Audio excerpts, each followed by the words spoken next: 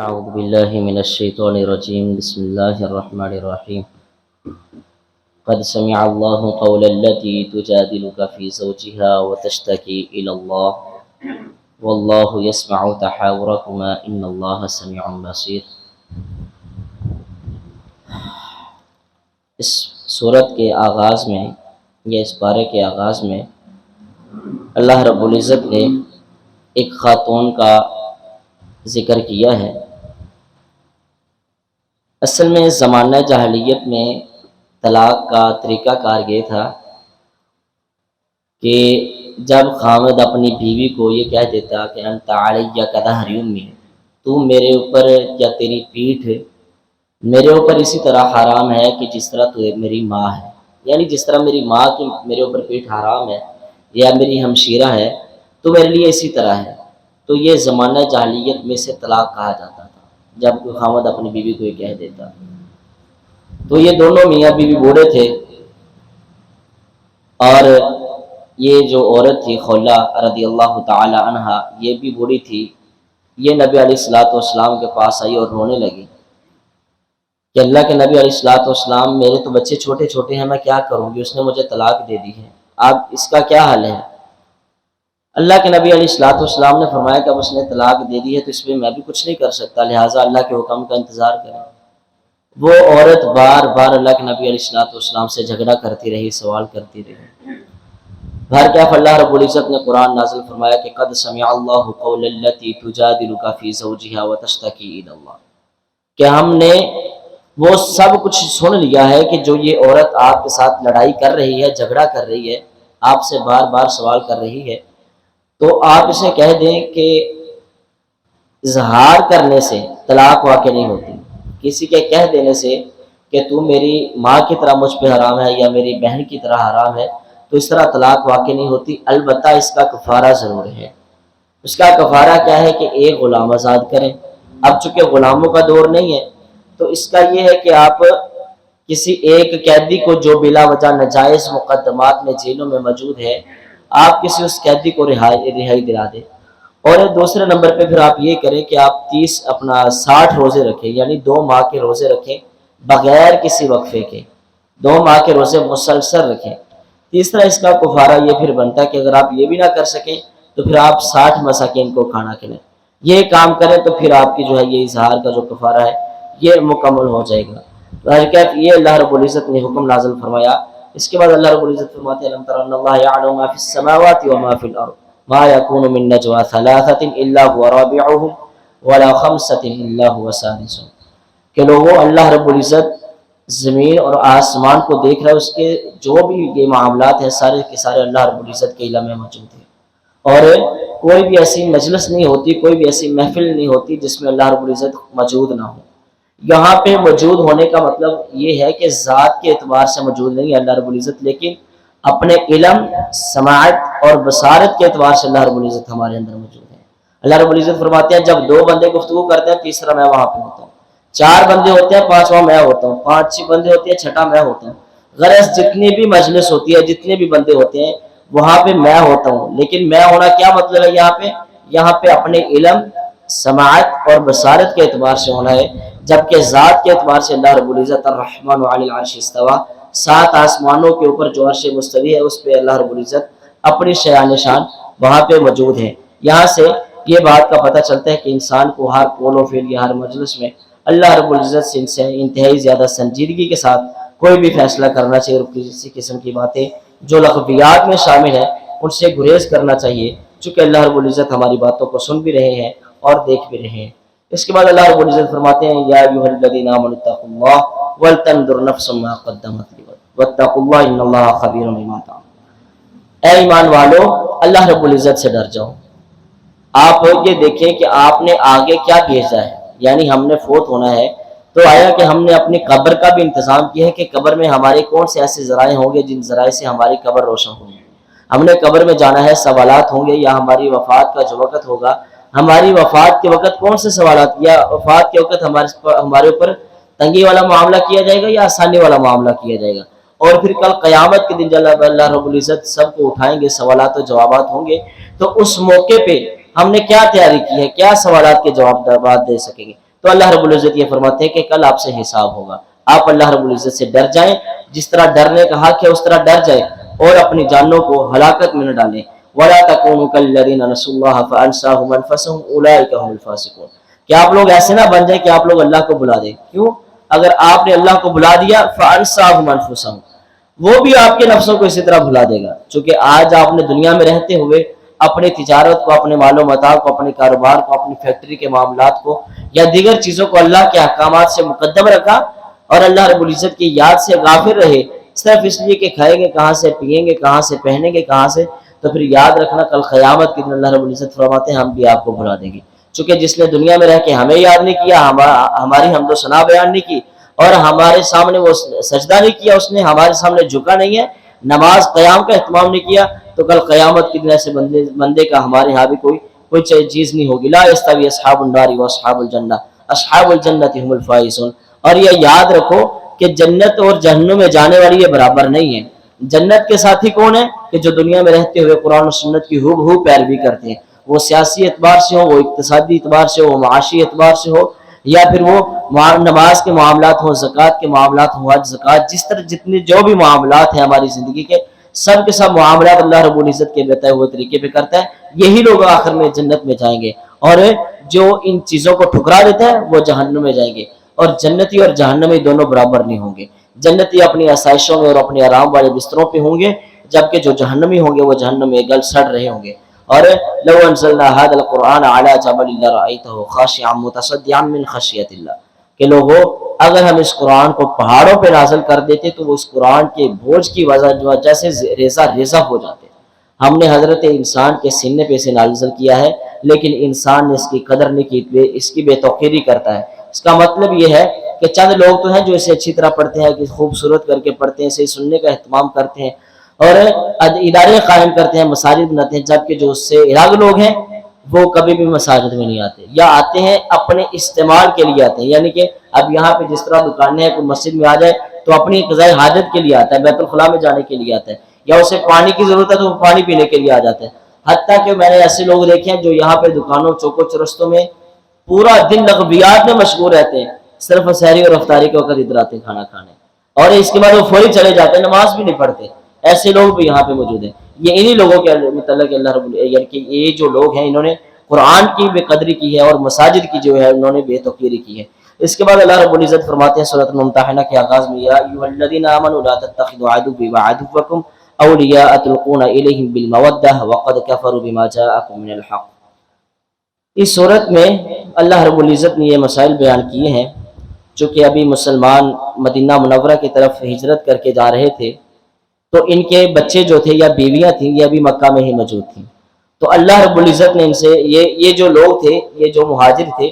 یہ اس طرح کرتے تھے کہ انہیں پیغامات بھیجتے رہتے تھے، یعنی کہ اب مدینے کے کیا حالات ہیں، مکے کے خلاف کیا سازش ہو رہی ہے، یا اس طرح کی جو باتیں ہیں، یا پھر مال و زر انہیں بھیجتے رہتے۔ اس کی وجہ یہ تھی، ان کا مقصد یہ تھا کہ ہماری یہ کام کرنے سے جو ہمارے بیوی بچے ابھی مکے میں موجود ہیں ان کی پرورش ہوتی رہے اور انہیں عزت کے ساتھ، افزائی کے ساتھ ان کی جو ہے وہ حفاظت ہوتی رہے۔ کہیں ایسا نہ ہو کہ ہم ان کے ساتھ یہ معاملات نہ کریں تو ہمارے بیوی بچوں کو سزائیں دینا شروع کر دیں یا انہیں شہید کر دیں۔ اللہ رب العزت نے یہاں پہ فرمایا کہ آج یہ جو میرے دشمن ہیں گویا کہ وہ آپ کے بھی دشمن ہیں، جو میرے اور آپ کے دشمن ہیں وہ کبھی بھی آپ کے ساتھی نہیں بن سکتے۔ لہٰذا آپ کسی بھی معاملے میں کسی بھی طریقے سے آپ ان کی ہیلپ نہ کریں، آپ ان کی امداد نہ کریں، مال و زر کے اعتبار سے یا پیغامات کے اعتبار سے آپ ان کی طرف کسی بھی اعتبار سے متوجہ نہ ہو۔ چونکہ اللہ رب العزت نے یہاں پہ یہ تفصیل سے معاملات پیش کیے ہیں، یہ اتنا محل نہیں ہے کہ سب کا ذکر کیا جائے۔ اس کے بعد سورۃ صف کے آغاز میں اللہ رب العزت فرماتے ہیں، یا ایھا الذین آمنوا لما تقولون ما لا تفعلون کبر مقتا عند اللہ ان تقولوا ما لا تفعلون۔ اے ایمان والو، وہ آپ بات کیوں کہتے ہو کہ جس پہ تم عمل نہیں کر سکتے؟ مشرکین جو مکہ تھے یا منافقین تھے وہ اللہ کے نبی علیہ السلام کو کہتے کہ ہم جہاد کو بڑا پسند کرتے ہیں، جہاد ہو جائے، قتال ہو جائے، ہم صف اول میں آپ کو لڑتے ہوئے دکھائی دیں گے، کفار کے مقابلے میں ہم صف اول میں ہوں گے مسلمانوں کی طرف سے، کاش کے جہاد کا موقع بن جائے، ہمارے ہوتے ہوئے موقع۔ لیکن جیسے ہی جہاد کی فضا پیدا ہوتی یا کسی جنگ کا موقع بنتا یا اپنے آپ کو ظاہر کرنا ہوتا، یہ لوگ فوری پیچھے ہٹ جاتے ہیں، بہانے بنا لیتے، جی ہمارے بچے پیچھے اکیلے ہیں، یا پھر ہماری کھیتیاں تیار ہیں انہیں کاٹنا ہے، اس طرح کے دیگر جتنے بھی بہانے کر کے وہ پیچھے ہٹ جاتے ہیں۔ یا جس طرح ہمارے اس طرح نماز کا کسی کو کہہ دیا جائے، کوئی کہتا ہے ہمارے کپڑے خراب ہیں، کوئی کچھ بہانہ لگاتا ہے، کوئی کچھ لگاتا ہے، اسی طرح وہ آئیں بائیں بہانے لگا کے وہ پیچھے ہٹ جاتے اور جہاد میں شریک نہ ہوتے۔ اللہ رب العزت یہاں پہ یہی فرما رہے ہیں کہ اگر آپ لوگ ایمان لے آئے ہو، جبکہ آپ صدق دل سے ایمان نہیں لے کے آئے، تو پھر آپ ایسی باتیں کیوں کرتے ہو جس پہ تم خود عمل نہیں کرتے؟ جہاد کی تمنا کرتے ہو، لیکن جیسے ہی جہاد والا ماحول بنتا ہے، فضا بنتی ہے، اور اپنی جانوں کا نذرانہ پیش کرنے کی باری آتی ہے یا اپنا مال و متاع پیش کرنے کی باری آتی ہے، آپ لوگ فوری پیچھے ہٹ جاتے ہو۔ اسی طرح ہمارے یہاں پہ کچھ نمازی بھی ہوتے ہیں، بڑے سرگرم ہوتے ہیں، ہم ایسے کر دیں گے، ہم ایسے کر دیں گے، یا اس طرح جو ہمارے مسلمان ہیں دیگر سیاسی معاملات میں بھی، اس بار ہم سیکولر کو سپورٹ نہیں کریں گے، اپنی دینی جو مذہبی جماعتیں انہیں سپورٹ کریں گے، لیکن جیسے یہ جو الیکشن کے دن ہے یہ قریب آتے ہیں، فوری پیچھے ہٹ جاتے ہیں اور کہتے ہیں جی ہماری یہ فلاں مجبوری ہے، سیکولر پارٹیوں کو سپورٹ کرنا ہماری مجبوری ہے، ہمارا بھائی ادھر ہے، کوئی کہتا ہے میرا باپ ادھر ہے۔ یہ ساری کی ساری چیزیں وقت آنے پہ انسان مکر جاتا ہے۔ یہ یا تو ان چیزوں کا اقرار نہیں کرنا چاہیے، اگر انسان اقرار کرتا ہے تو پھر صدق دل سے اللہ رب العزت کے حکم کی بجاوری کرتے ہوئے اسے اس موقع پہ چلے جانا چاہیے۔ وغیرہ اللہ رب العزت فرماتے ہیں مثل الذین حملوا التوراۃ ثم لم يحملوها كمثل الحمار يحمل اسفارا، کہ یہ جو لوگ ہیں جنہیں ہم نے علم دے رکھا ہے اور وہ اس علم کا صحیح فائدہ نہیں اٹھاتے، اس کا استعمال صحیح نہیں کرتے، عملی اعتبار سے اس کا صحیح استعمال نہیں کرتے یا اس پہ عمل نہیں کرتے، اللہ رب العزت فرماتے ہیں کہ ان لوگوں کی مثال گدھے کی مانند ہے۔ گویا کہ یہ گدھے ہیں جن کے پاس قرآن و سنت کی کسی بھی بات کا کوئی علم موجود ہے، کسی بھی بات کو وہ دیکھ لیتے ہیں، پرکھ لیتے ہیں، ان کے علم میں آ جاتی ہے کہ یہ بات ایسے ہے یا اس کے علاوہ ہمارا گزارا نہیں ہے، اس کے باوجود وہ اس کی بے توقیری کرتے ہیں، اس کے باوجود وہ مساجد سے دور بھاگتے ہیں، اس کے باوجود وہ ہمارے احکامات کی حکمہ دلی کرتے ہیں، ان کی پامالی کرتے ہیں، تو اللہ رب العزت فرماتے ہیں یہ لوگ گدھے کی مانند ہیں۔ چونکہ اس سے پہلے ہم نے تورات نازل کی تھی، ان کے پاس تورات تو تھی لیکن تورات پہ عمل نہیں تھا، زبور تو تھی زبور پہ عمل نہیں تھا، انجیل تھی انجیل پہ عمل نہیں تھا۔ گویا کہ سارے کے سارے جو لوگ ہیں یہ گدھے کی مانند ہیں اور یہ پھر جھوٹ بولتے ہیں۔ اس کے بعد اللہ رب العزت فرماتے ہیں، ویسے تو یہاں پہ یہودیوں کا تذکرہ ہو رہا ہے، چونکہ یہودی جو ہوتے ہیں وہ کبھی بھی موت کو پسند نہیں کرتے، وہ بڑے دعوے تو کرتے ہیں کہ ہم ایسے ہیں اور ہمارے سارے کے سارے گناہ معاف فرما دیے گئے ہیں، جتنی بار کا لمبی بات ہے وہ یہ دعوے تو کرتے ہیں، لیکن جیسے ہی ان کے لیے موت کا لفظ استعمال کیا جاتا ہے یا ان سے کہا جاتا ہے کہ آپ میدان کارزار میں آؤ، قتال میں آؤ، دیکھتے ہیں لڑائی ہوگی، جہاد ہوگا، کون مارا جائے گا کون زندہ رہے، تو وہ اس چیز سے فوری بھاگ جاتے ہیں، وہ لڑائی نہیں کرتے، گویا کہ وہ خود کو مرنا پسند نہیں کرتے کہ یار ہم مر جائیں۔ مسلمان ایک بڑے جذبے سے سرشار ہو کے کہتا ہے اچھا جہاد کا موقع ہے، سب سے پہلے میں اپنی جان کا نذرانہ پیش کرتا ہوں، مسجد کا معاملہ ہے، سب سے پہلے میں اپنی جان کا نذرانہ پیش کرتا ہوں، قرآن کی بے حرمتی کا معاملہ ہے، سب سے پہلے میں اپنی جان کا نذرانہ پیش کرتا ہوں۔ مسلمان پسند کرتا ہے کہ اللہ کے راستے میں کٹ جائے، شہید ہو جائے، جبکہ جو یہودی ہیں یہ کبھی بھی اپنے آپ کے لیے مرنا پسند نہیں کرتے۔ اسی وجہ ہے کہ یہ جہاد کی بجائے زیادہ تر جو چیزیں ہیں یہ مختلف ہیلوں بہانوں سے مسلمانوں کو سزائیں دینے کی کوشش کرتے ہیں،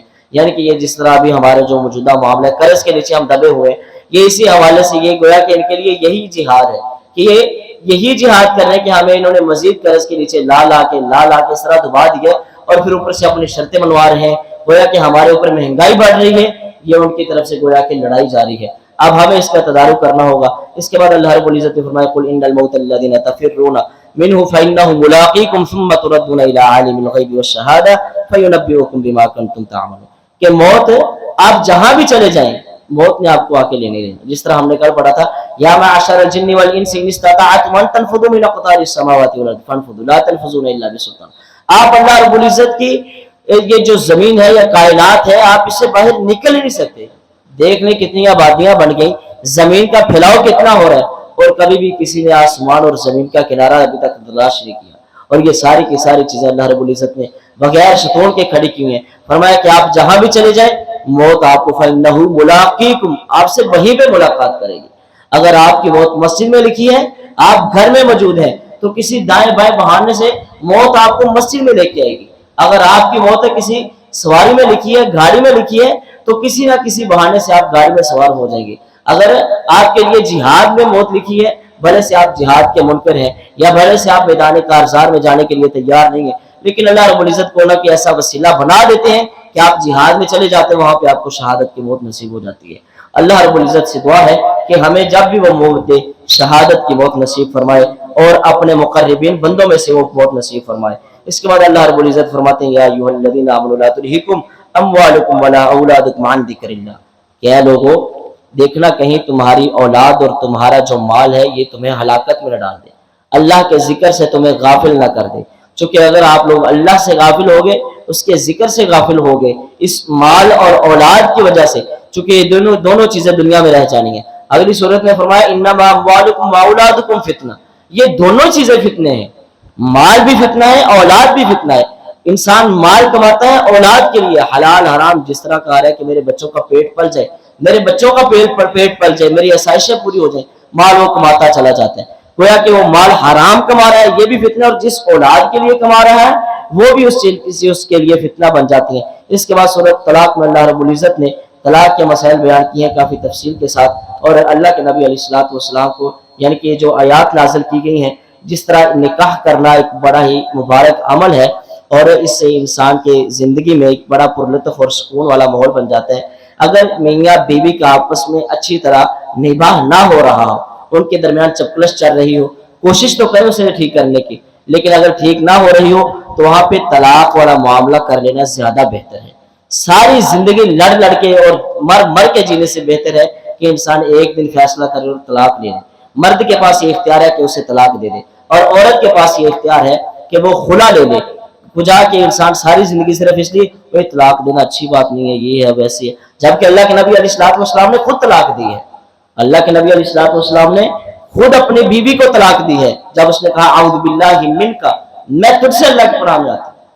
تو اللہ کے نبی علیہ الصلوۃ والسلام نے اسے فوراً طلاق دے دی۔ لیکن طلاق دینے کے بعد اسے اپنے گھر سے بڑے اچھے طریقے سے رخصت کیا، مال و سامان دے کے جتنا میسر تھا اسے بڑے اچھے طریقے سے رخصت کیا۔ اور اسی طرح سیدہ حفصہ رضی اللہ تعالیٰ عنہ کا بھی اللہ رب العزت نبی علیہ الصلوۃ والسلام نے طلاق دی تھی، لیکن عدت کے دوران نبی علیہ الصلوۃ والسلام نے رجوع کر لیا تھا۔ یہاں سے پتہ یہ چلتا ہے کہ اگر انسان کی زندگی اس قدر اجیرن ہو، گھریلو معاملات اس طرح کے بن جائیں، تو وہاں پہ طلاق دے دینا زیادہ بہتر ہے۔ اس کے بعد اللہ رب العزت نے سورۃ تحریم میں یہ بات فرمائی ہے، کیا ہمارے محبوب پیغمبر تو ان چیزوں کو کیوں اپنے لیے حرام کرتا ہے جو ہم نے حلال کر دی؟ یہاں سے کہ ایک واقعات صادر ہوئے ہیں، بعض مفسرین نے کہ یہ ایک واقعہ ذکر کر کے کہا کہ اس واقعے کی وجہ سے ان آیات کا نزول ہوا۔ ویسے تو کوئی بھی واقعہ مثال کے طور پہ لے لیں، جیسے نبی علیہ الصلوۃ والسلام اپنا شہد پیا کرتے تھے، تو زینب بنت جہش کے گھر سے یہ شہد پیا کرتے، تو سیدہ عائشہ اور سیدہ حفصہ نے یہ پلان بنایا کہ اللہ کے نبی علیہ الصلوۃ والسلام جب ہمارے گھر میں آئیں گے تو ہم یہ کہیں گے کہ اللہ کے نبی آپ کے منہ سے بدبو آ رہی ہے، آپ کے منہ سے اسمیل آ رہی ہے، آپ نے کیا کھایا، فلاں بوٹی کی اسمیل آ رہی ہے۔ تو اس کا مطلب یہ تھا کہ اب اگر ہم یہ کہیں گے تو اللہ کے نبی شہد پینا چھوڑ دیں گے، گویا کہ جب شہد پینا چھوڑیں گے تو زینب بنت جہش کے گھر کم دیر بیٹھیں گے، چونکہ سوکنے ہیں نا، تو سینکڑوں کی کوشش ہوتی ہے کہ جتنا زیادہ ٹائم ہو سکے ہمارا خاوند ہمارے ساتھ وہ ٹائم گزارے۔ تو یہ انہوں نے اسی طرح کیا۔ اللہ کے نبی علیہ الصلوۃ والسلام شہد پی کے گئے، سیدہ عائشہ اور سیدہ حفصہ نے کہنے لگی کہ آپ کے منہ سے بدبو آ رہی ہے، اسمیل آ رہی ہے۔ اللہ کے نبی علیہ الصلوۃ والسلام نے فرمایا کہ اگر یہ معاملہ ہے تو میں پھر آج کے بعد کبھی بھی شہد نہیں پیوں گا۔ اس کے علاوہ وہ لونڈی کا بھی واقعہ کہ اللہ کے نبی علیہ الصلوۃ والسلام ایک لونڈی تھی، اس سے زیادہ مباشرت کیا کرتے تھے، تو یہ سیدہ عائشہ رضی اللہ تعالیٰ اور دیگر جو تھی وہ کہتی تھی کہ آپ ان سے ہمارے پاس جو آیا کریں وہ لونڈی کو چھوڑ دیں، ہمارے پاس آیا کریں۔ اللہ کے نبی علیہ الصلوۃ والسلام نے کہا کہ میں آج کے بعد لونڈی کے قریب نہیں جاؤں گا۔ اس طرح کی اور واقعات ہیں، لیکن اللہ رب العزت فرماتے ہیں یا ایھا النبی لم تحرم ما احل اللہ لک، ہم نے حلال کیا ہے شہد، ہم نے حلال کیا ہے لونڈی کو بغیر نکاح کے آپ کے لیے ہم نے حلال کیا ہے، یا دیگر جتنی بھی اس ضمن میں واقعات ہیں جس کو ہم نے حلال کیا تو اپنی طرف سے اسے کیوں حرام کرنے پہ تلا ہوا؟ گویا کہ حلال کو حرام کرنے کا اختیار اللہ کے نبی علیہ الصلوۃ والسلام کے پاس بھی نہیں ہے۔ جب اللہ کے نبی علیہ الصلوۃ والسلام کے پاس حلال کو حرام کرنے کا یا حرام کو حلال کرنے کا اختیار نہیں ہے، تو یہ جو دنیا کے پیر فقیر ہیں، یہ جو دنیا میں اپنی منمانی کر رہے ہیں، انہیں اللہ رب العزت سے ضرور ڈر جانا چاہیے۔ اس کے بعد اللہ رب العزت نے انبیاء اور کفار کا ذکر فرماتے ہوئے یہ بات واضح کی ہے کہ اگر نبی کی بیوی ہو وہ ہماری بات نہ مانے تو ہم اسے بھی جہنم میں بھیج دیں گے۔ نبی کی بیوی ہو، ضرب اللہ مثلا للذین کفروا امرأۃ نوح وامرأۃ لوط كانتا تحت عبدین من عبادنا الصالحین فخانتاهما فلم یغنیا عنہما من اللہ شیئا وقیل ادخلا النار مع الداخلین، ہم نے جہنم میں جو داخل ہونے والے ہم انہیں اسی کے ساتھ انہیں جہنم میں داخل کریں گے۔ گویا کہ نوح علیہ الصلوۃ والسلام اور لوط علیہ الصلوۃ والسلام کی جو بیویاں تھیں، انہوں نے اپنے خاوندوں کی بات نہیں مانی اور مشرکین کفار کے پیچھے چل پڑے۔ اللہ تعالیٰ فرماتے ہیں کہ ان لوگوں کی ہمیں ضرورت نہیں ہے، جبکہ کافر کی بیوی ہو، وَضَرَبَ اللَّهُ مَثَلًا لِّلَّذِينَ آمَنُوا امْرَأَتَ فرعون کی بیوی ہو، وہ ایمان لے آئی، اِذْ قَالَتْ رَبِّ ابْنِ لِي عِندَكَ بَيْتًا فِي الْجَنَّةِ، تو ہم اسے بھی جنت الفردوس میں داخلہ نصیب فرمائیں گے۔ گویا کہ اللہ رب العزت کے ہاں جو بخشش کا پیمانہ ہے وہ تعلقات نہیں ہے، بلکہ وہ صدق دل سے توحید کو قبول کر لینا اور پھر قرآن و سنت کے احکامات کے تابع رہ کے اپنی زندگی گزارنا۔ وہ کسی سے تعلق ہو یا نہ ہو، کسی بڑے کہتے ہیں یہ بڑی شخصیت کے فلانے پوتے لگ رہے ہیں، یہ شخصیت کے کسی کے عزیز ہیں، ہم اسے پوچھنا شروع کر دیتے ہیں، اس کی جو ہے وہ عزت عظمت کے لیے بڑے دلائل پیش کرتے ہیں، جبکہ ایسا معاملہ نہیں ہے۔ نبی کی اولاد ہو یا نبی کی بیویاں ہو، اگر وہ کفار کے رستے کو پکڑے ہوئے ہیں تو اللہ رب العزت فرماتے ہیں ہم انہیں جہنم میں داخل کریں گے، اور اگر کافر کی بیوی ہو، فرعون کی بیوی ہو، اللہ رب العزت فرماتے ہیں اگر یہ ہمارے لیے توحید کا اقرار کریں، ہمارے انبیاء پہ ایمان لے آئی ہے، تو ہم کافر فرعون کی بیوی کو بھی جنت الفردوس میں اللہ رفع مقام نصیب فرمائیں گے۔ اس کے بعد اللہ رب العزت نے سورۃ مریم اپنا ان کے سیدہ مریم علیہ السلام کا بھی واقعہ اسی طرح ذکر کیا ہے۔ اللہ رب العزت سے دعا ہے کہ جو سنا ہے اس پہ عمل کی توفیق عطا فرمائے۔ آج ہمارے نماز تراویح میں تو 28واں پارہ آدھا ہو چکا ہے، یعنی کہ اب 2.5 پارے رہ گئے ہیں، اور تفسیر کے حوالے سے ہمارے 2 پارے رہ گئے، یعنی کہ 28 پارے مکمل ہو چکے ہیں۔ اللہ رب العزت اپنی کرم نوازی فرمائے۔ آپ فرمائے ہذا ما کان عندی واللہ تعالی اعلم بالصواب۔